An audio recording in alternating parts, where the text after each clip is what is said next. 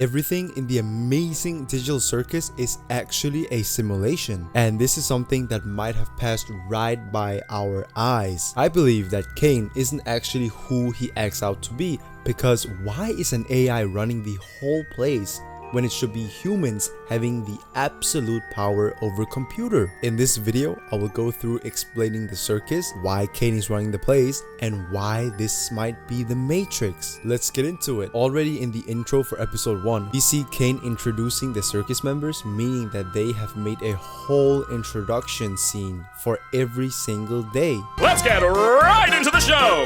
Jingle and Super and Keener too. Rag the text and make house more woo.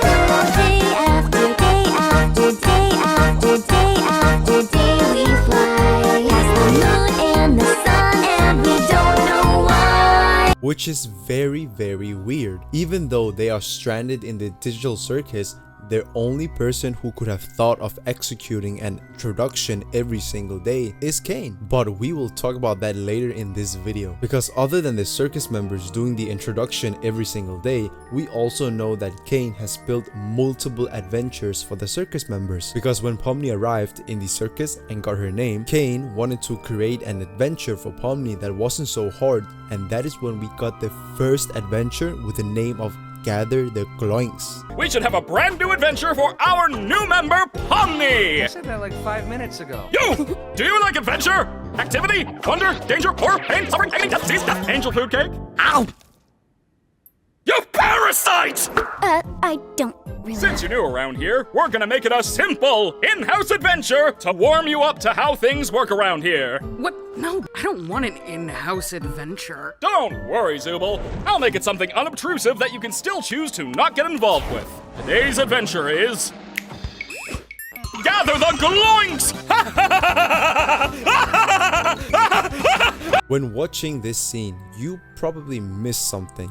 Because in this scene, Kane says, today's adventure is, which I think implies that the circus members have adventures every single day. And you're probably saying that it's too much, but think about it again. Because we know that Pomni has only been in the circus for 2 days. And how many days are in each episode? Well, 1 day is 1 episode. So from what Kane says and what the episodes showed us, I believe that there is an adventure every single day in this circus, meaning that they do an introduction and complete an adventure every single day, which is already kind of crazy.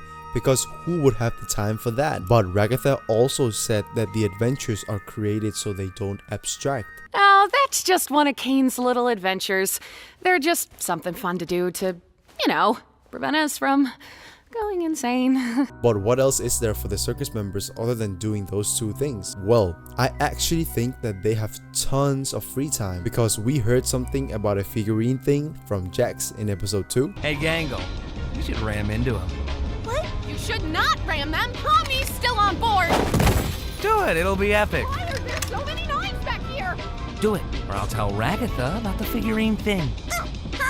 And just from Gangle doing weird stuff, we can say that they have plenty of free time. But other than Gangle's mysterious figurine thing, we also saw Pomni doing absolutely nothing in the teaser for when TADC became a series. She literally just lays down and presumably thinks about life, but that isn't something that will be covered in this theory. But we also know that Jax might be on some shady stuff, because he literally have a key to every single dorm room. Don't worry, Dollface. I've got a key to his room. Wait, why? You shouldn't have keys to anyone's room. Nah, I've got keys everywhere, and you've all been fine. Which leads me to believe that they have tons of free time. So what have I covered? We got the introduction, the adventures, the free time, but we also got dinner. Dinner is a really important thing in our society, because we literally get the most important meal, and it's also a way to socialize and bond with whoever you're eating with. Even though it was stated that they can't taste anything and they don't really need to eat to survive, I still believe that the routine is very important for them. But as I said in my intro, Kane runs the place. So what does that have to do with this dinner? Because I believe that he's experimenting with the circus members. but into that in a second. I think that I covered most of the circus. They got the introduction, which is some kind of morning thing that they have, the adventures that they complete every single day, and dinner to bond with each other and not lose their humanity that they still have left. And of course also their free time, but you know what I mean. But now I'm getting into the interesting stuff. I find it very weird that Kane runs the place when he's an AI. AI, in other words, computer, should listen to humans since humans have the absolute power over them. But we don't see this here. It's literally an AI running the humans in the circus. And I believe that Kane is experimenting with all of them. And when I say all of them, I mean the current circus members, but also the past circus members. But what are those experiments that I'm talking about? It's literally what I covered in the start. He wants to see how their members react to the introductions, the adventures, the dinners, and presumably more.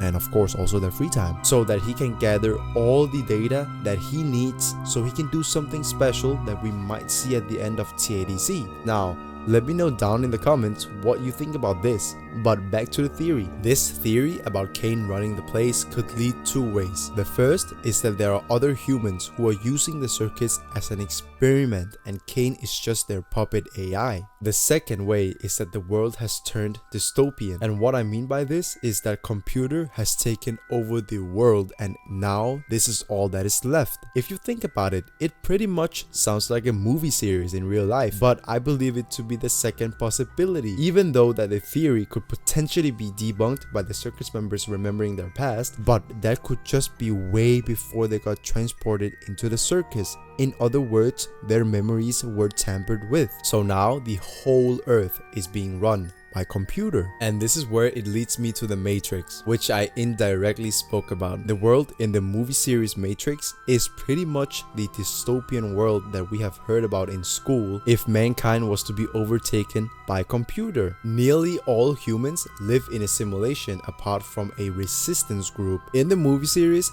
our main character is Neo, who have special abilities and he pretty much can see through the world, even though that he has been fed up with the Matrix's mind tricks all his life. But other than seeing through the world, he has mastered the kung fu fighting style, but his powers are the most impressive. He can fly, make things explode, and even redirect bullets or missiles, which is kind of crazy. But why am I talking about Neo?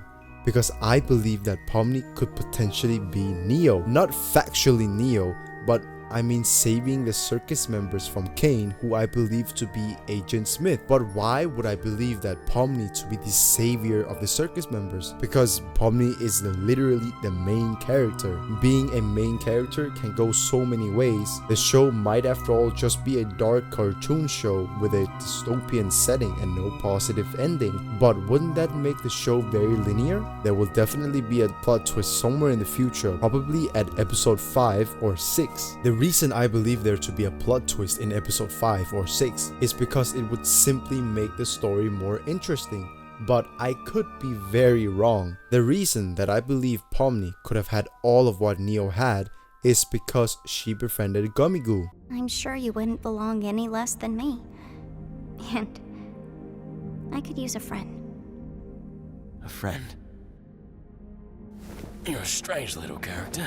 But what does that even mean? It means that Pomni have the ability to turn computer against computer. Now we know she just wanted to help Gummigoo after they fell down into the back rooms, but really just think about it. Wouldn't most NPCs go crazy? So with Pomni's ability to befriend a NPC and also explaining the world outside the simulation, and with the way that they don't go crazy, could also lead up to them following Pomni, which is a very, very dangerous ability to have. Because in the end, I think that Pomni will gather a huge army and Kane won't have the power to stop the crusade. Then they will escape the circus and we could see something very similar to the Matrix movie series. But again, those were just my theories. Let me know what you think about them down below. Comment your own theories or if you have a theory yourself. Thanks for watching, subscribe and click on this video here.